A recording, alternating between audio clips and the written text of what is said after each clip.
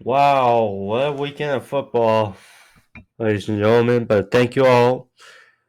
Welcome back to the podcast. I'm your host, Ajoe21love. Back again for Sports OD Topics, episode number 84. Some good stuff to talk about today on the podcast. Obviously, the big news, the four divisional round playoff games this weekend. And now we're down to four on the race for the Lombardi Trophy and Super Bowl 56. Down to four. Bengals, Chiefs, as far as the AFC side, and Rams, 49ers, two NFC West teams. It comes down to for the NFC, but that's the big story on the podcast today. Also, we're going to give thoughts on UFC 270, how that turned out. The big two title fights there. Also, give some thoughts on the Chicago Bulls and their recent woes of injuries and how they can rebound from these woes and setbacks. But first, for those who watch the podcast normally, you'll know that I'm mostly, yes, sports overview topics, but I mostly cover football, MMA, basketball, and baseball. And occasionally, from time to time, I give, especially when it's something historic or something we get towards the end, we get near playoff time for hockey.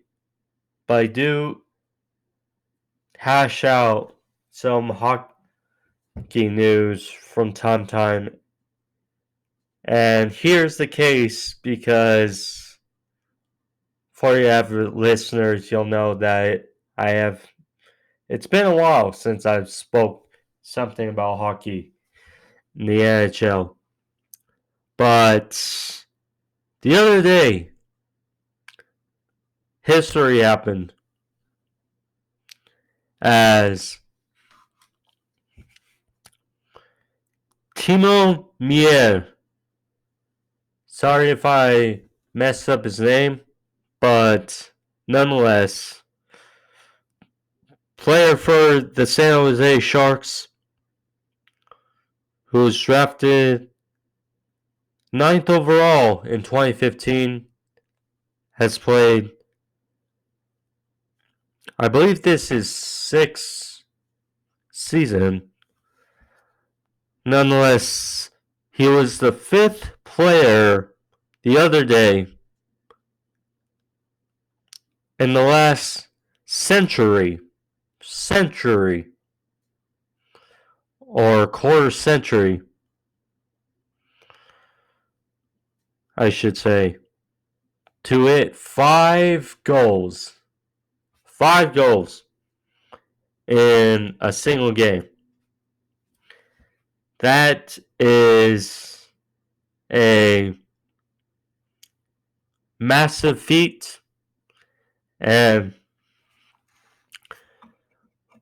hats off to Timo and the Sharks. I have not checked the standings in a while, but still a heck of a feat, a heck of a feather in the cap for a resume. So hats off to Timo and hats off to San Jose Sharks and a win the other day. I believe it was 6-1 or something like that, but wanted to rush on that historic feat. Okay, so now let's get into the brush of, or the meat of today's episode. Divisional round playoffs are in the books.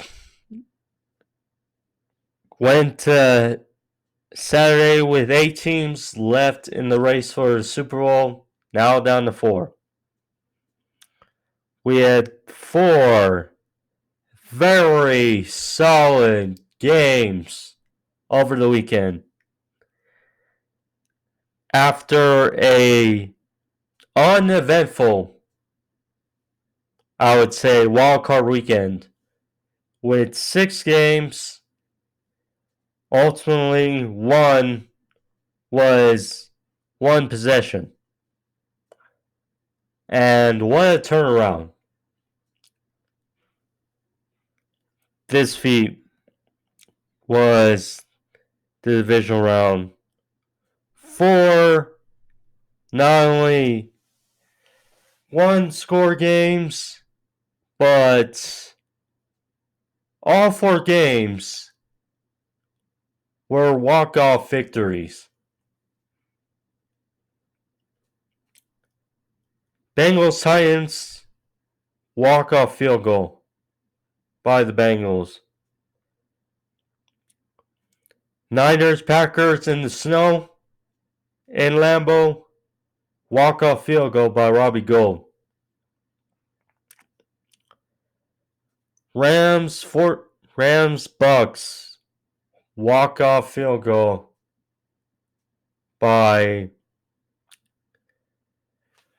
Matt Gay,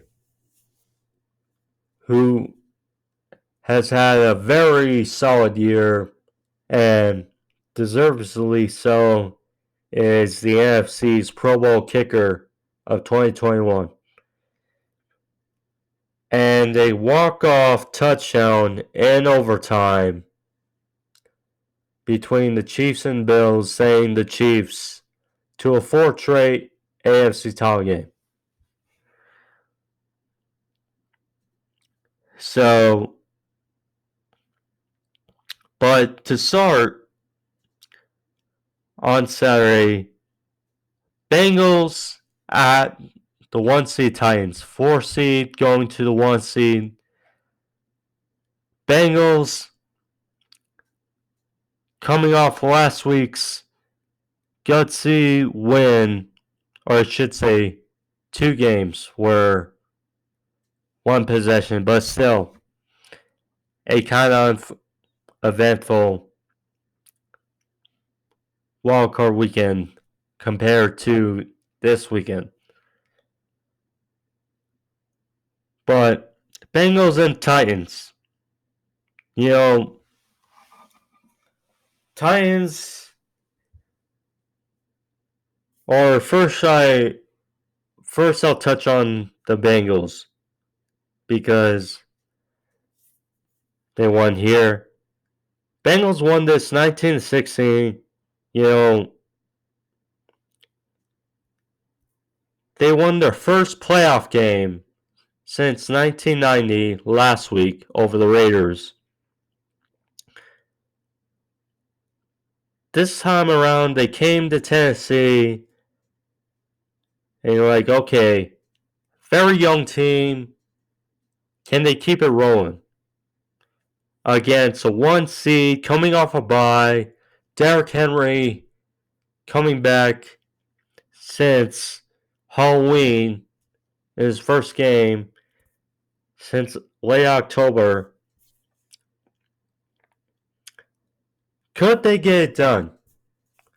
And we know they have the firepower on offense, and their defense is good, but you're like, how could they answer the challenge? And they very much answer it well.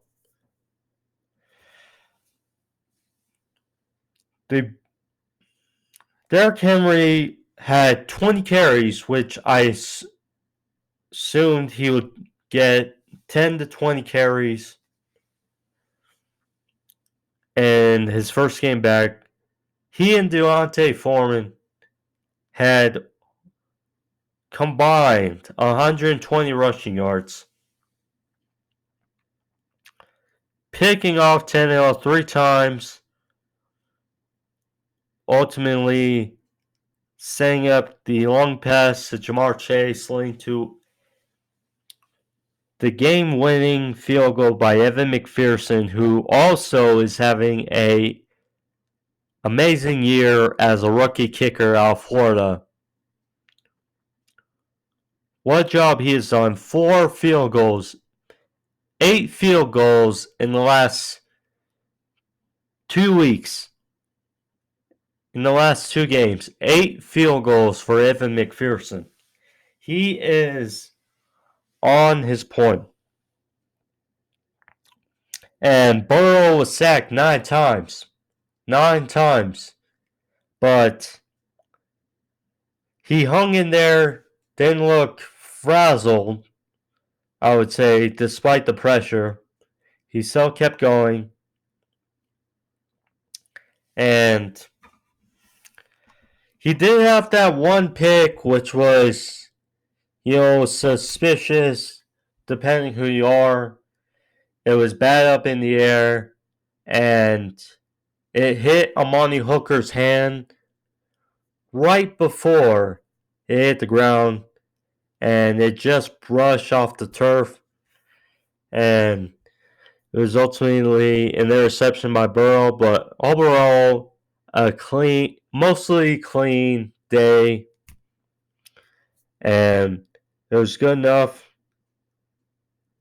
And Joe Burrow, the Bengals, before Joe Burrow, have not won a playoff game in 30 years. Now they are going to the first AFC Championship game since 1988. That is real culture changer. And what Joe Burrow, Jamar Chase, they've installed. Really, hats off to them. And the train keeps moving. The jungle will keep traveling. Now it's off to Kansas City. See if they can make SoFi the jungle.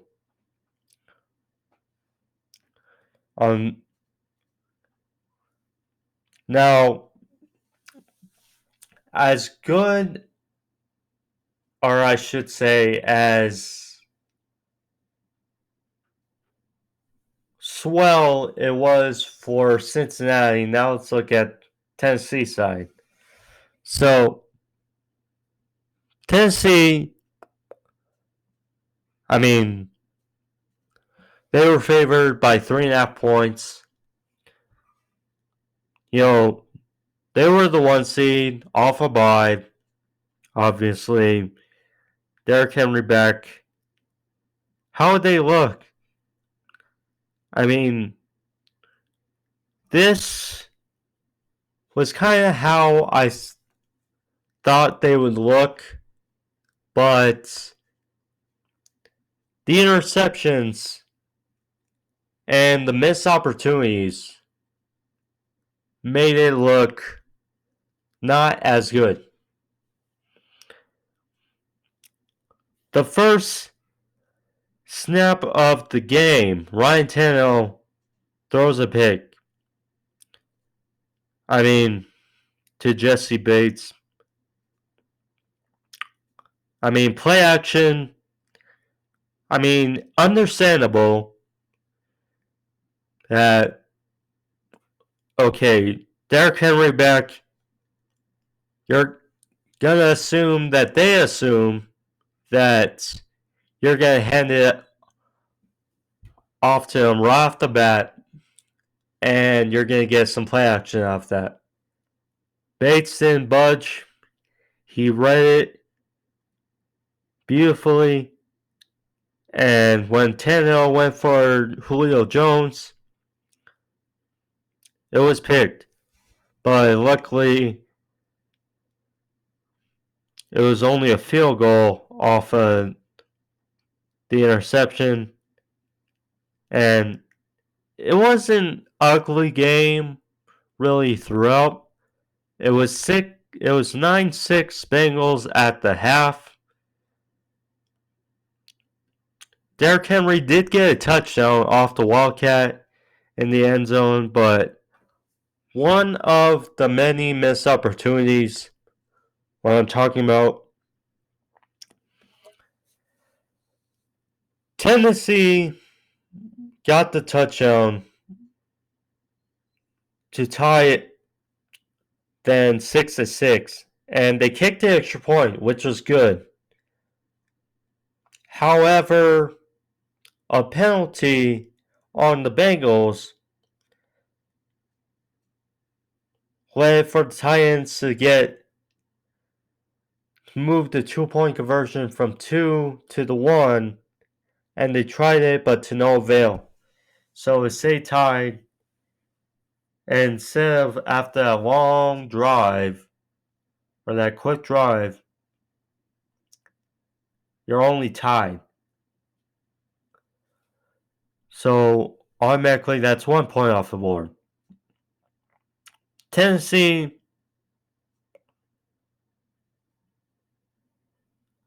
so they're down by 10 in the second half after Joe Mixon touchdown. Deontay Foreman busts through for a big run that gets the Titans down to the 10, and you're like, okay, they've woken up. This is where it's headed. And then, right after that big run, what do? They try to throw a screen, quick screen. It gets spat up in the air and picked by Mike Killen. But they stayed through and didn't allow any points off of that. So that's at least another 3 points left off the board. Yes, Tannehill threw the pick, but really that was the bad play call.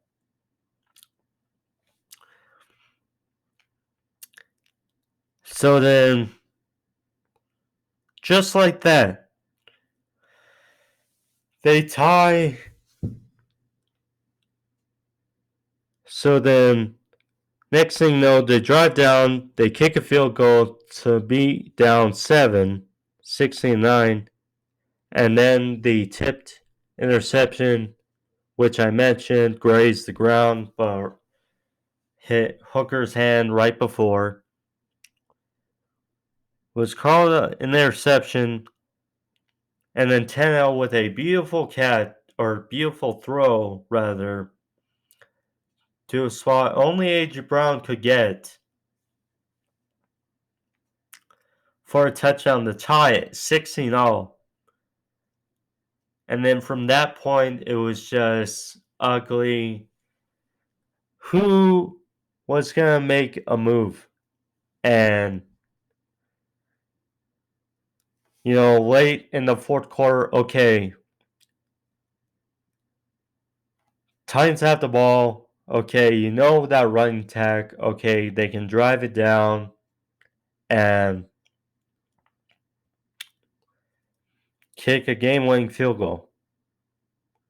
And Julio Jones caught a good. Julio Jones and A.J. Brown had both really good days. Julio had 6 catches for 60-something yards. A.J. Brown had over 100 yards receiving.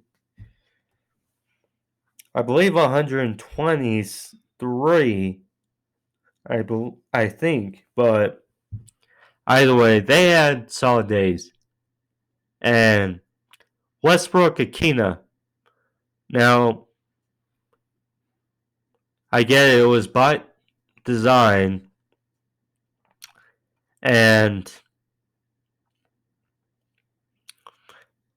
instead of running the ball with your two-headed monster at running back, what you do, you have Tannehill throw the ball, and he throws it to Westbrook-Ikhine. The ball gets batted up in the air, and it's a pick by Logan Wilson.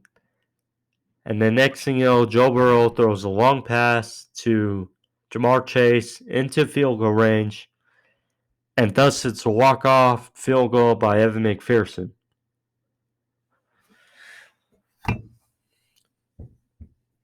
Look, I get it. If you're a Tennessee fan and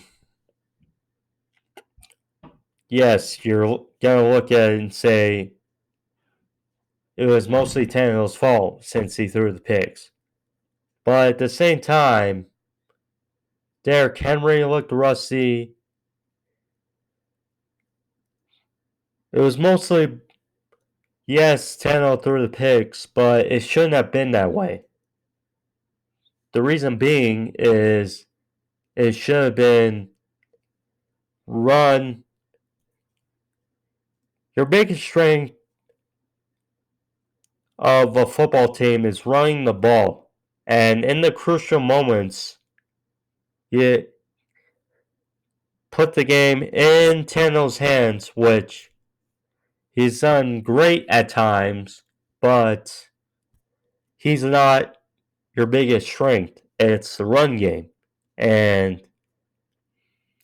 off that big run, when you're going down to tie or potentially win the game, it's just, I get it that Tannehill threw the picks. And, that's what people are going to look at when they're assessing this game from the Titans' point of view. But the reality is the coaching costs really the Titans game, and the run game. Derrick Henry did not look, yes, he had 20 carries, 60-something yards. He did have quality runs, but not Derrick Henry-like runs. So it's more of a balance of coaching costs him, and Henry was not there. I mean, yes, he was there physically, but he wasn't actually Derrick Henry. And rather than just Ryan Tannehill, it was more of point blank, simple. Some may agree, some may disagree, but that's kind of really if you take in everything about the game. So, good for Cincinnati, good for Joe Burrow, and see if they continue this momentum.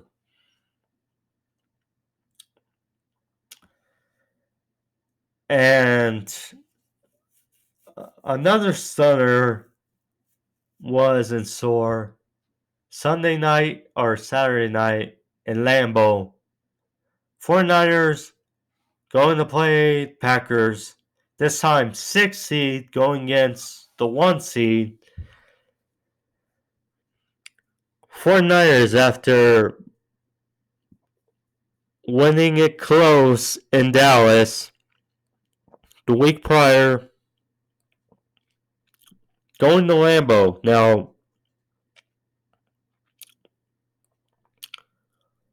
when you had a feeling that,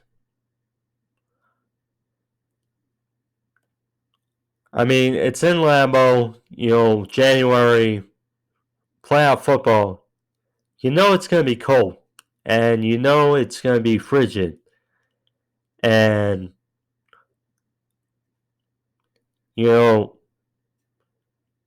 Green Bay, you think at first, when you heard the news that it was going to be 5 degrees, that, okay, this lined up for Green Bay, this is what they want, cold, football, snowy, in Lambeau, off by. Okay. Then, after a second thought, you think, okay, what are the 49ers' strengths? Biggest strengths? Running the ball, being a physical team, their pass rush, and you start thinking about it more and you're like, okay, this may actually be better for the 49ers than I suppose it was a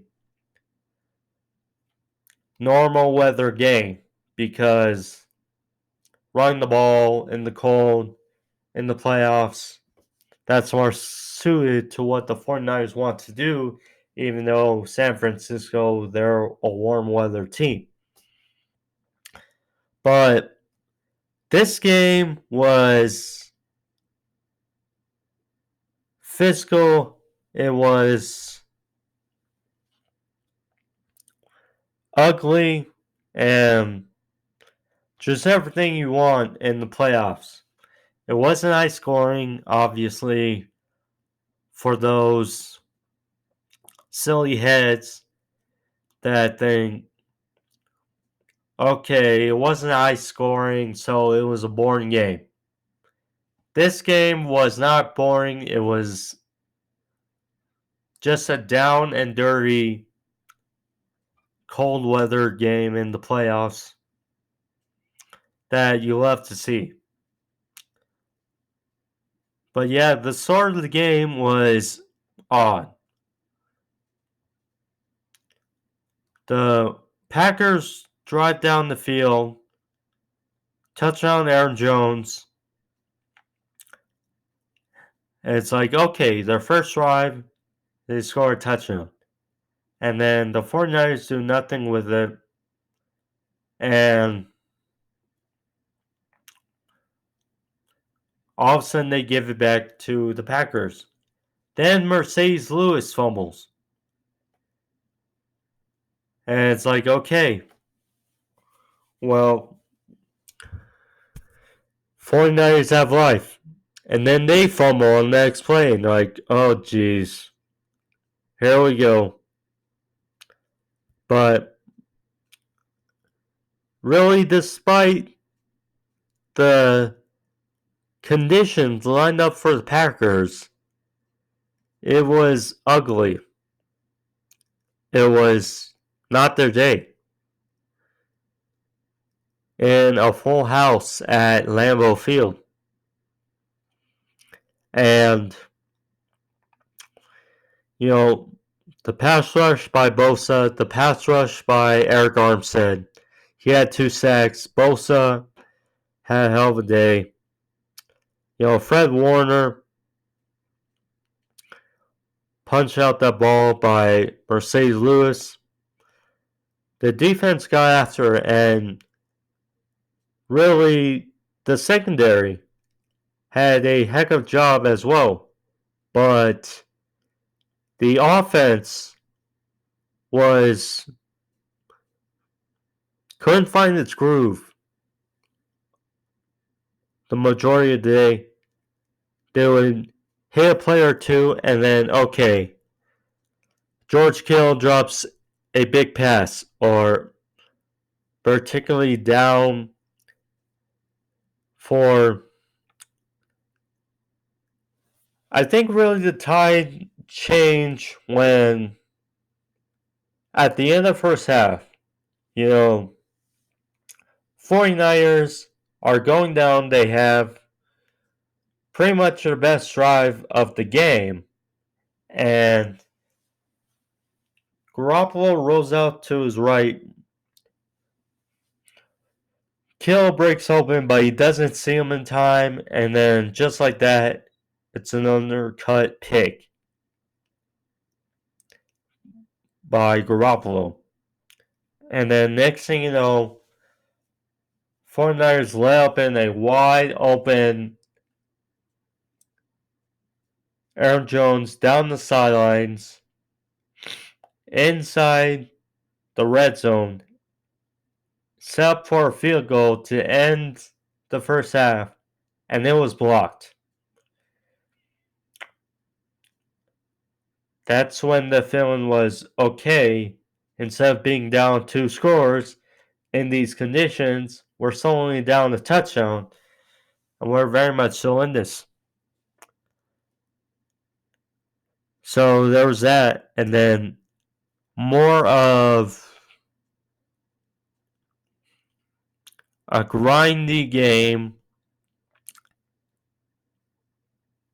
and then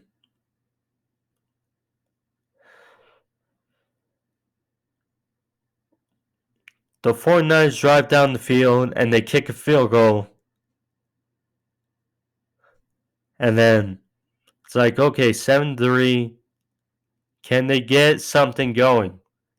And then Packers thankfully have a good drive finally again for themselves. And they kick a field goal 10-3. And it was just not a lot moving, but very good defense. So then this play won them the game. Special teams, which people have talked about many times, the Packers special teams, we've seen it on display throughout the 2021 season. It is bad. The Packers special teams is bad.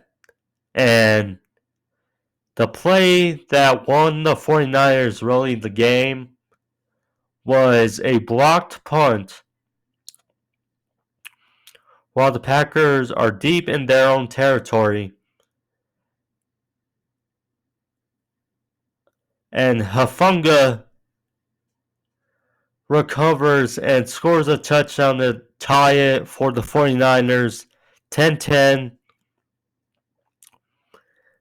And it's like, okay, the 49ers got momentum here. They got the momentum. So the Packers get the ball back. Still could barely do anything. And then ultimately, the final drive, Deebo Samuel pretty much put the team on his back. And he was hopping at the end of the game. The weapon he is. If it wasn't for Cooper Kupp's spectacular season, I would put Deebo Samuel as the offensive player of the year. But he and the 49ers offense drives down the field. And with no time left, Robbie Gould, who has been at defeat to the Packers many times as a member of the Chicago Bears, and has had he and his teammates' hearts broken many times to the Packers. This time, he breaks the Packers' hearts with a walk-off field goal, 13-10. 49ers in a gutsy, hard-fought win. Blow it through Lambeau Field and send the Packers one and done. And Saturday, both 1 seeds were wiped out, one and done. So, just stunning developments, which ultimately added more fuel to the fire, which was Sunday's games. Because now with the 1 seeds out, it adds more prestige to the winner, knowing that the winners of Sunday, knowing they can host the championship games next weekend. And thus it started with a bang. Rams, Buccaneers. in the afternoon. Well, before I touch on the game, I will say for the Packers, we have said it many times. Now, Bakhtiari was out. Scantling was out on the offense side, so that clearly affected things. And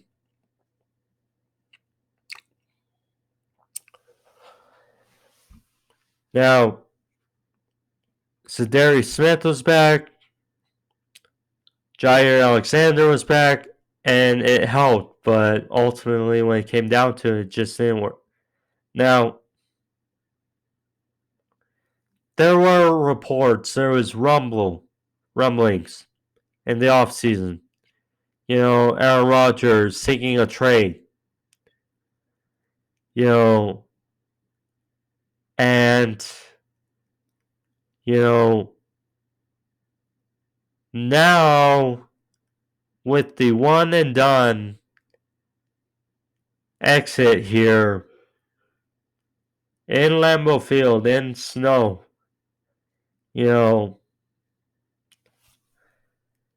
is this Aaron Rodgers' last game in Green Bay? It's certainly a debate. It certainly got more fuel with this early exit for the Packers, because without the stuff that came up in the offseason, and it seemed like it dimmed down a bit, but now opens up again. Jordan Love. It's just like, it's definitely possible that this was Aaron Rodgers' last game in Green Bay. And because there's going to be teams, contenders out there that are a quarterback really away, and that will be dying to get their hands on a well-established quarterback, whether that's Deshaun Watson, whether that's Russell Wilson, or Aaron Rodgers. So the ensemble in the offseason is going to be very interesting to see how this circus unfolds yet again. So then we move to Sunday, Rams Bucks. 2 seed versus the 4 seed, Tampa Bay. Okay. Now because Tom Brady, yes, he played in New England for 20 years, but so I'm sure he would have been okay going to Lambeau. But with the news of Green Bay being eliminated by Frisco, I've been adding more juice, because if Bucks win against the Rams, they stay put and don't have to go anywhere next week, and they can just stay relaxed and host the Niners. That was not the case, as the Rams, who Super Bowl is in their stadium and SoFi, know that they have an opportunity to stay put until the Super Bowl, all throughout with a win over the Bucks. At first it looked easy. It was 27-3. And then you think, okay, well, the Saturday's games were close. They were very good. but you knew there was going to be. But it seems like, okay, this is where the blowout happens, and you didn't want to see it being Brady, but it was aiming in that direction. And then all of a sudden, the fumbles start happening. Cooper Kupp fumbles. The snap sails over the head of Stafford. They were stopped multiple times inside the red zone late. Yet the Rams just were making mistake after mistake after mistake, and just like that, a long pass, missed field goal by Matt Gay, the Pro Bowl kicker of the NFC. He misses a 48-yarder, which would have been game, really. But just like that, the Bucs get the ball. Big touchdown throw to Mike Evans over Jalen Ramsey, which was a great matchup all throughout the day. That time, Evans beat Ramsey for a dart touchdown, and just like that, it's 27-20, and the pressure's on.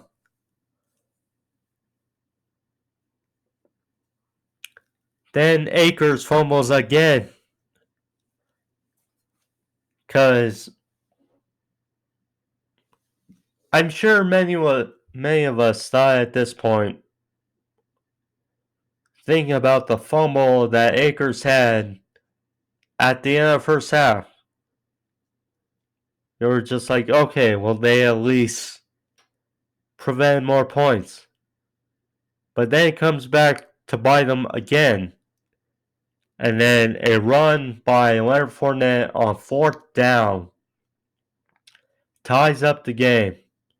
And it's 27-27 all. And Matthew Stafford almost fumbles as well. And then you were like, okay, it's happening again. Matthew Stafford. Because I'm sure those critics that he has were coming back and be like, okay, we saw this coming. Matthew Stafford, okay. Then he buckles up because it would have been so easy for the Rams to buckle up, to go the conservative route, kneel on it, and go into overtime. But that was not what they did. Matthew Stafford, probably two of his best throws ever, throws an out route, a big out route to Cooper Kupp on the sidelines, get him out of bounds, and then Kupp, I mean, I can understand what the Buccaneers were going for. Mike Todd Bowles, aggressive defense coordinator. They're going for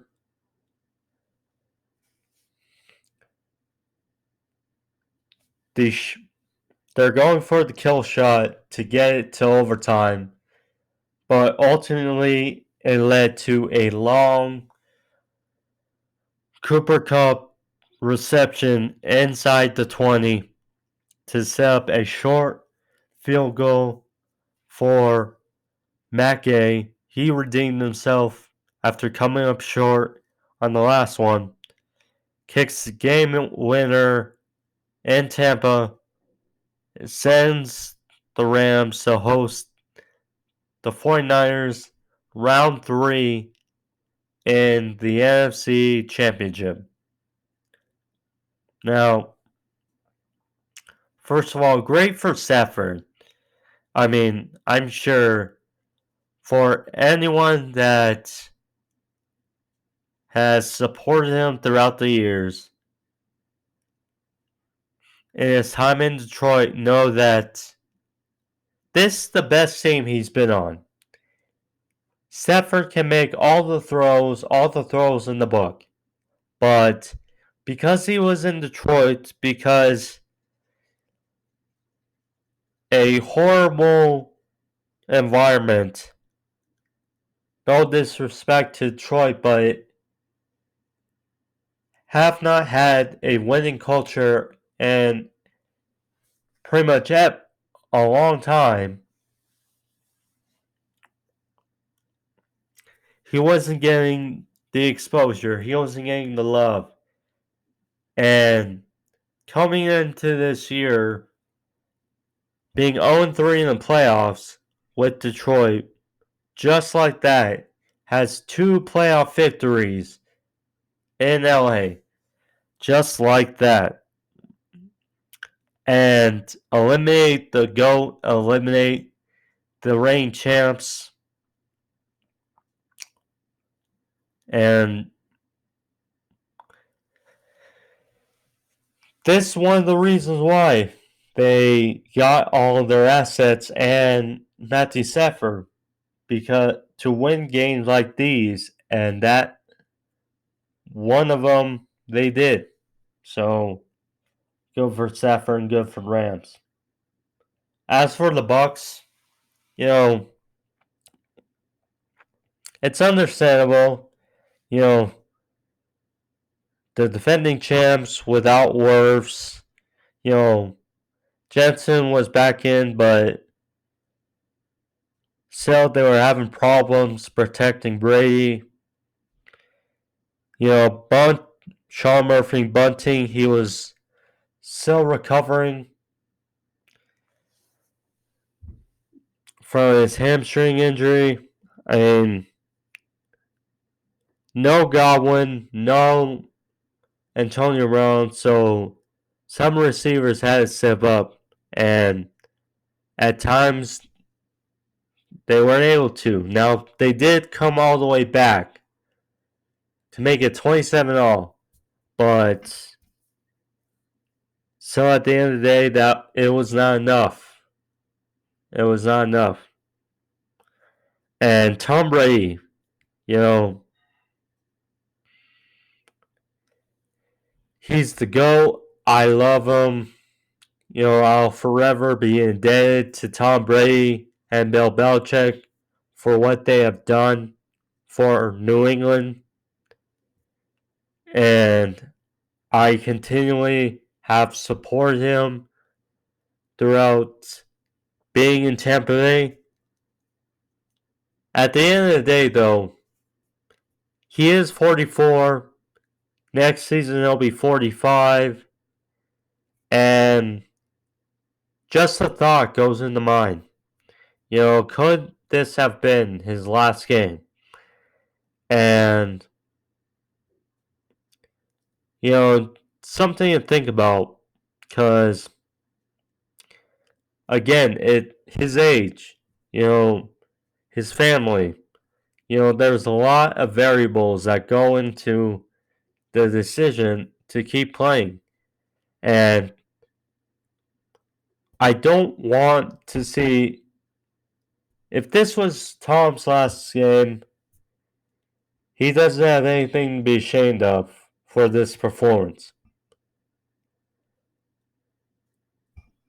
And Tom said that when he sucks, he'll retire. He didn't suck in the second half. He helped pull them through that big comeback at the end. You just have to take it into account. And if Tom Brady comes back and continues to play, I'm glad. I'll be happy. I'll be supporting the Bucks. I just don't want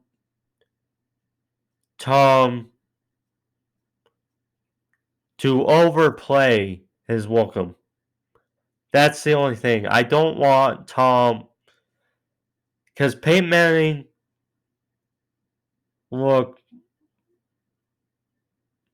bad. He looked bad. He looked awful in his final year in Denver while trying to get to the finish line. Luckily, he came out on top.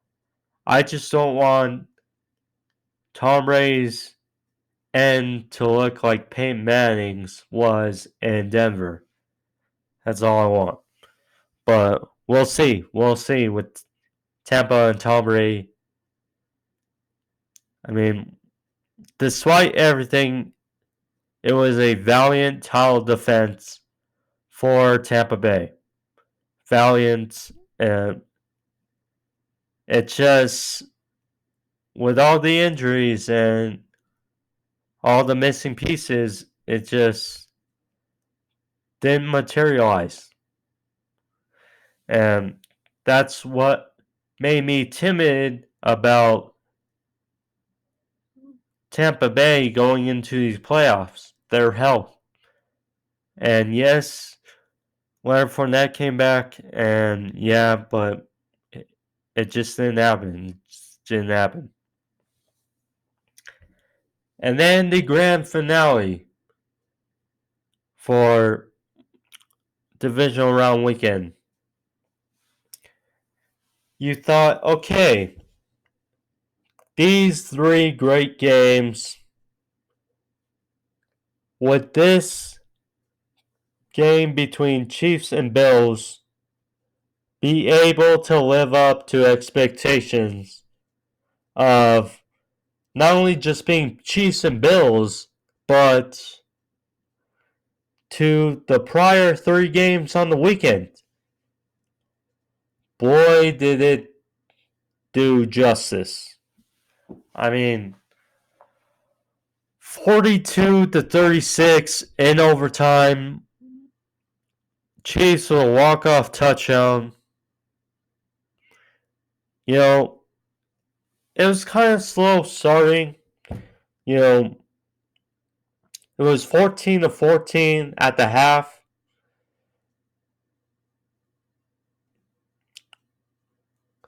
Bills had just tied it to make it 14. And Chiefs were driving down again, but Harrison Butker missed a field goal that whispered. It kind of whiffed the goalpost. So, okay, it's 14-14, but it's got to kick up. So, just like that,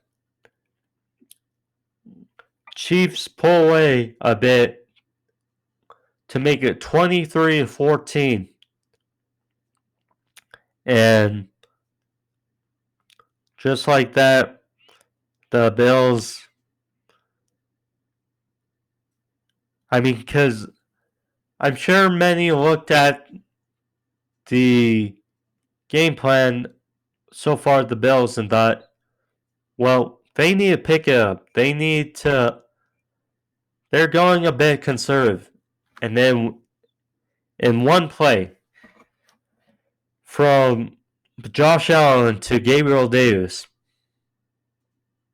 75-yard touchdown to make it 23-21. And just like that, the Bills have woken. But the Chiefs didn't sputter. They went down, kicked the field goal to make it 26-21. And then just like that, again, Josh Allen, late in the fourth quarter, finds a touchdown just like that. Hit the two-pointer to Stephon Diggs, and it's 29-26. And then what do you know? Okay, the Chiefs got the ball last because the Bills coming in this were the number one ranked defense. And you're like, okay, well, this number one defense has to make a play. And they just couldn't do it. Tyreek Hill takes it and zooms past to just like that make it 33-29. Okay. So how does Josh Allen respond after his answer right now? And he has to answer to another answer from Mahomes. Well, Josh Allen had ice water in his veins, and indeed it was. Converting three fourth downs. Using his legs, using his arm. Touchdown to Gabriel Davis with 13 seconds to go. I thought, okay, the Bills have done it. Not enough time. But the Chiefs had 3 timeouts.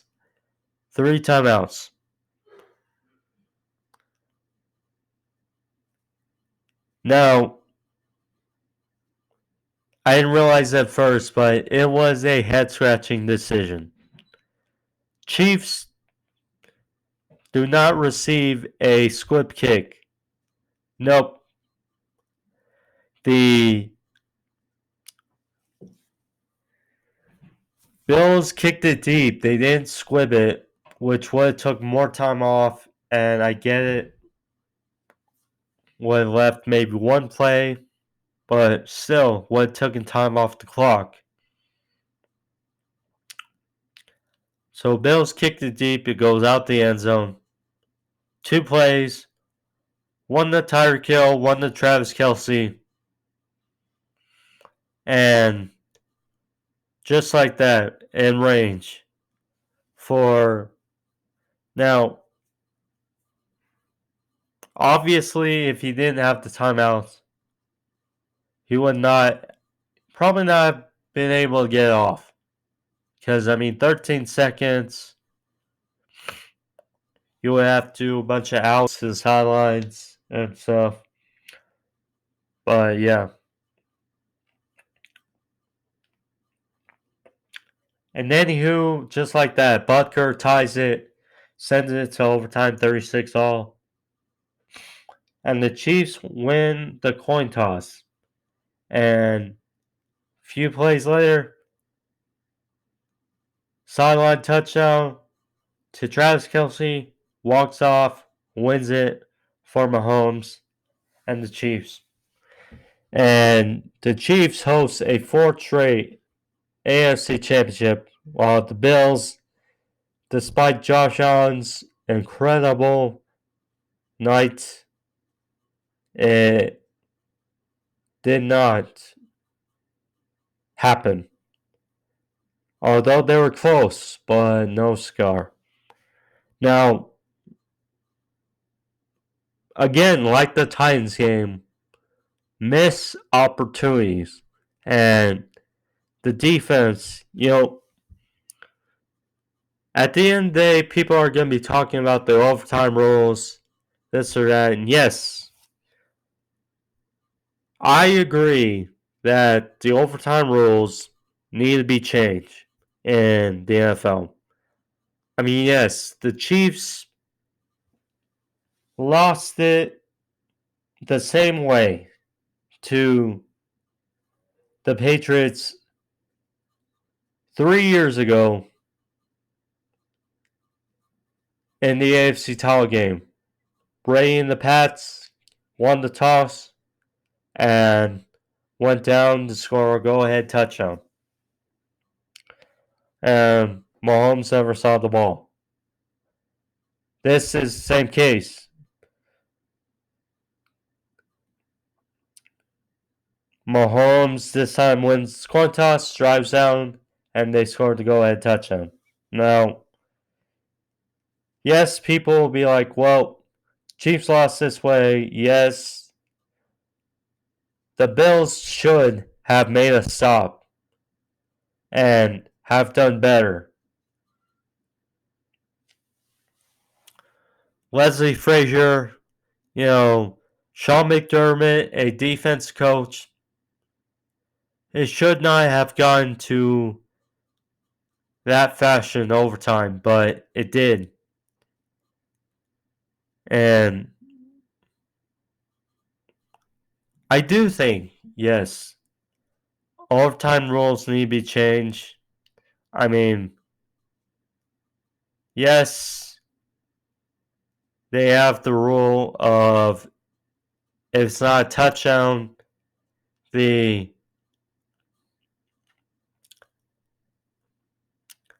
other team doesn't get the ball, but or does get the ball, but you know, it doesn't change the fact that a coin toss decides a team's future. That just is what it is. I mean, if the Bills won, I would still be in overtime. I was still gone the same way. The overtime rules didn't change, but it is what it is. The Bills just could not make a stop when they need to, and it's unfortunate for them, but it's how it goes. What a division! Now, before I make my predictions for AFC and the AFC Championship games, want to touch on the Chicago Bulls because they have some setbacks right now that hopefully don't cost them because they have been a great story thus far this season.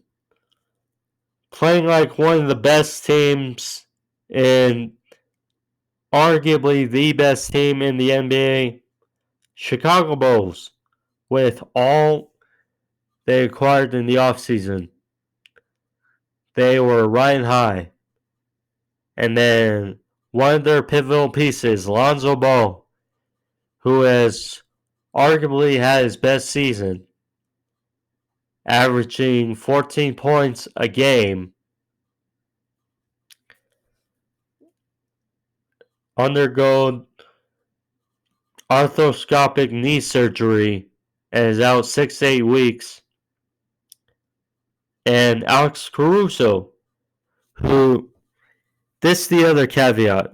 Alex Caruso, another one of their pickups in the offseason, who is expected to share time to fill the void of Lonzo, is also out 6 to 8 weeks with wrist surgery after a flagrant foul by Grayson Allen, which led him to fall and hurt his wrist and is out for the time being, while Grayson Allen only missed a game. It's unfortunate,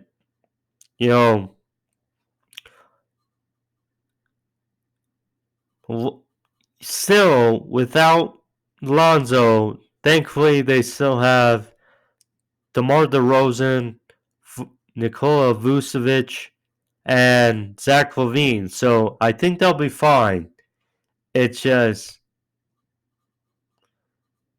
some key rotational pieces will be something to look out for. But it's unfortunate. Now let's get into it. The beef. Well, actually, first, UFC 270. UFC 270. Headlined by two title fights. Cyril Gain versus Francis Ngannou and the unification heavyweight title fight. How would it fare along with the trilogy fight between Figueiredo and Brandon Moreno? That has been probably the best thing that has happened to that division in the UFC. Well, another close fight. Another close fight as Figueiredo regains his flyweight crown with a split decision victory over Moreno, and thus they're 1-1-1. So it's a fourth fight in the works. You know, it's been a great saga thus far, and I wouldn't be surprised if they want to have a fourth and decisive fight. I would say for all the marbles. For all the marbles.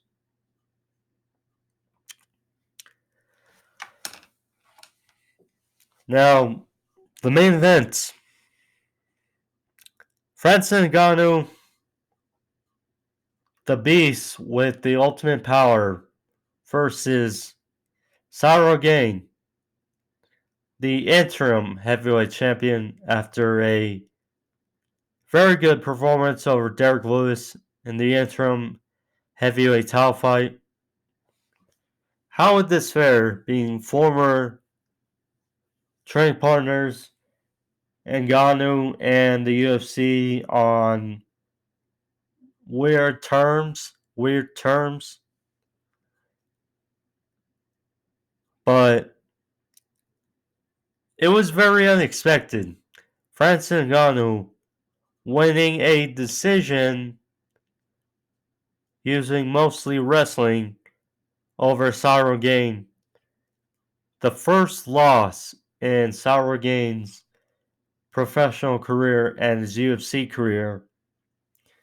You know, as good as Gane looked against Derek Lewis and against Alexander Volkov, he is still a relatively young fighter. Only 10 pro fights, now 11, for Ngannou, and still has room to grow. You know,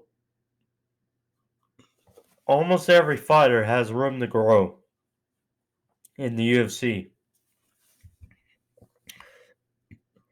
I mean, Gane, you know, in his early 30s, I'm sure is going to regroup. You know, he's going to take this experience and hopefully improve on those areas. But, you know, total surprising development for Ngannou. Because when you think of Ngannou, you always think of his power and him landing his big shots. And I imagine I still have to look at the highlights, but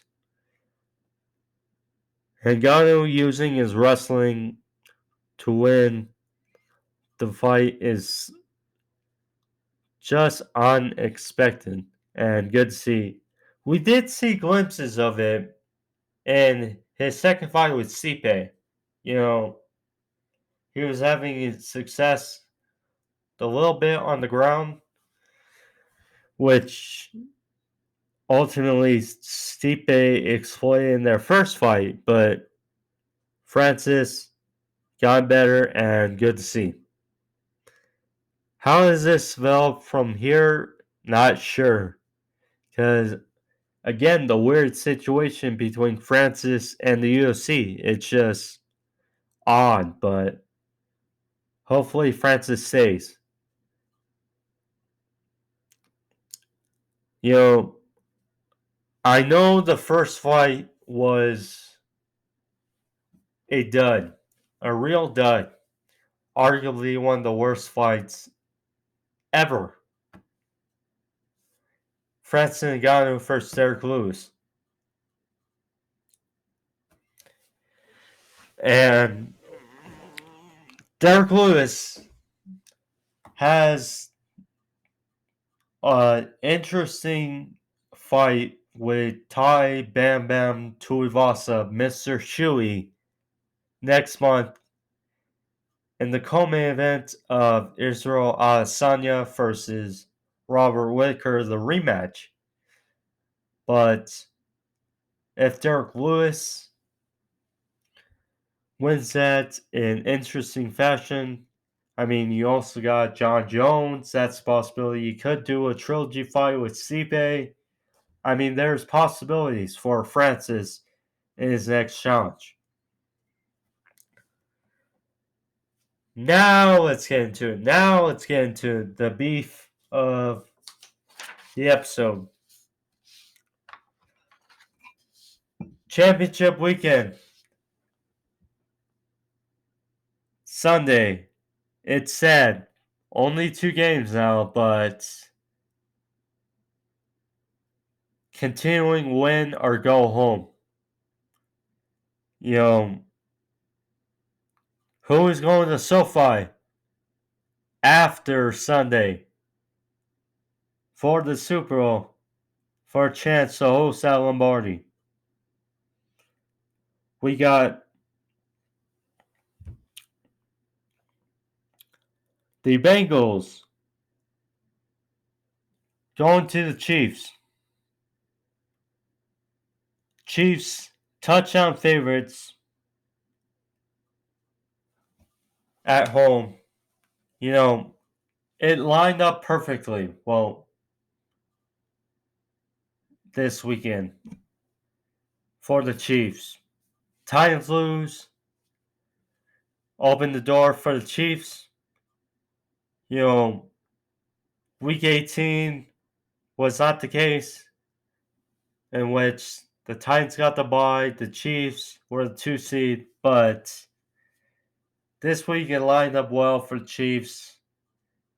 Although they draw the Bengals, where once again, in order to make the Super Bowl a third straight Super Bowl, they would have to once again defeat a foe that they lost to earlier in the regular season.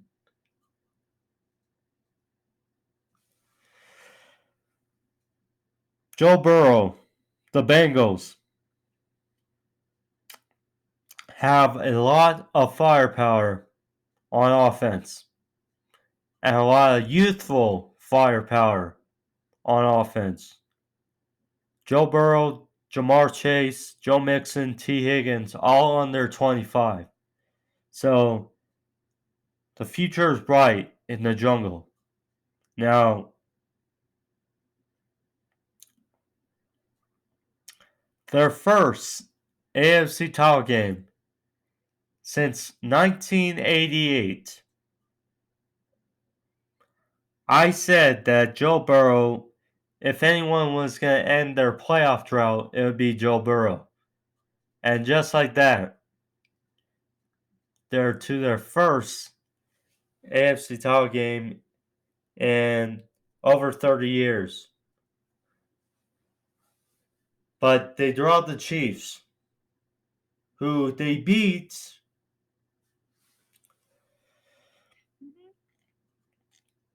in a shootout 34-31 a few weeks ago in week 17. Now, the Bengals showed in that game they can absolutely score point for point with the Chiefs. That's the case. The question is, because we saw Josh Allen and the Bills score point for point with the Chiefs, but their defense was not able to make a play when it counted.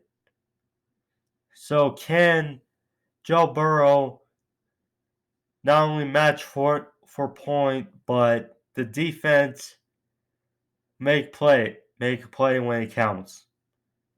They got some good talent. They got some studs on that defense. You know, Trey Hendrickson, Logan Wilson, Von Bell, Chidobe Awuzie. They got studs. Jesse Bates.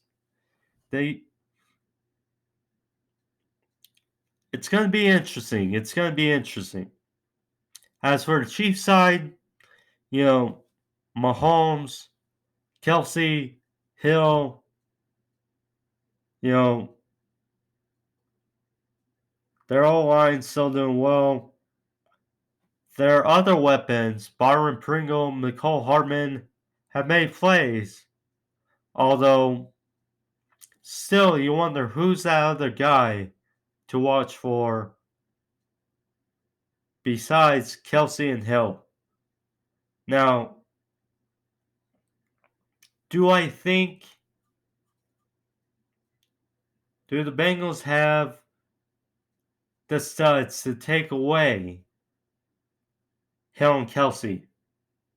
They could probably take away one, but I don't think they have the studs to take away both. I think that's the bottom line.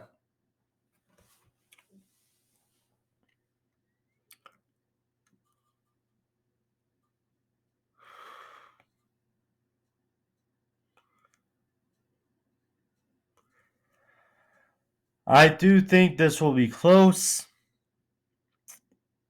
I think a touchdown is too much for me right now. I'm going to say the Chiefs win. Bengals cover 27-24. Chiefs win. Although I'm glad to be wrong, as I was this weekend, 1-3.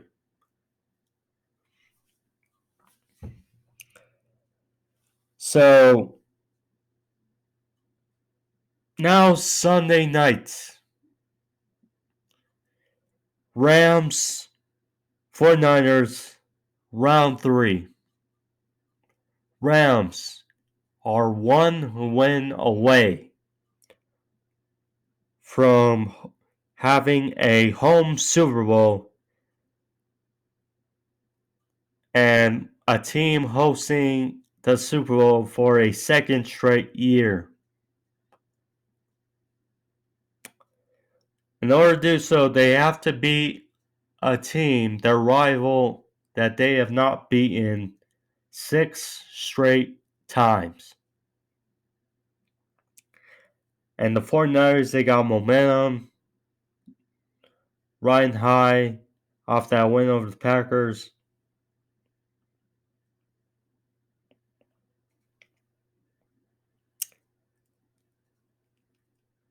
The Rams could easily avoided this if they had beaten the 49ers in week 18 a couple weeks ago. The 49ers would have been eliminated, the Saints would have been in the playoffs, but that didn't happen, and thus they have to face their rival again weeks later in order to make it to a home Super Bowl.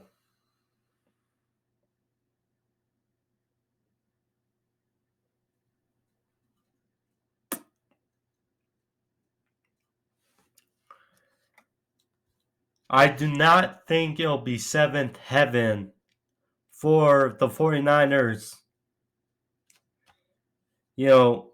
Playmakers, Kittle, Higby, Cup, Debo, OBJ, Brandon Ayuk. You got studs across the board. Bosa, Von Miller, Aaron Donald, Armstead, Fred Warner. Ramsey.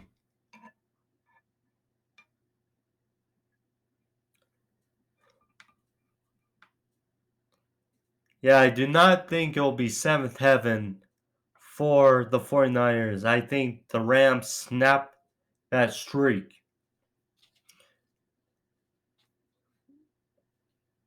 I do think it'll be much closer than anticipated. I'm going with the Rams here. 23-20. They get it done.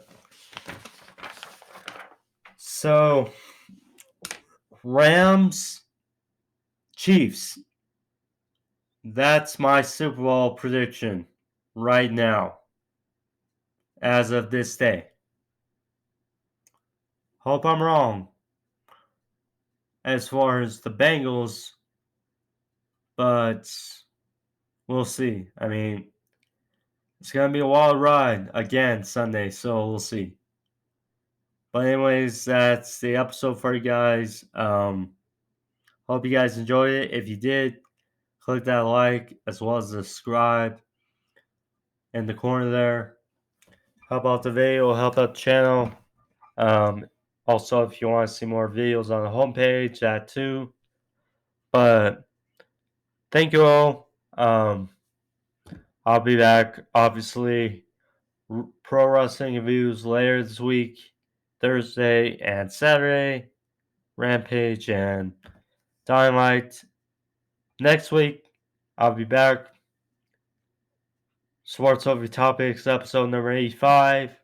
But yeah, that's the episode for today, guys. Hope you guys enjoy it. See y'all later.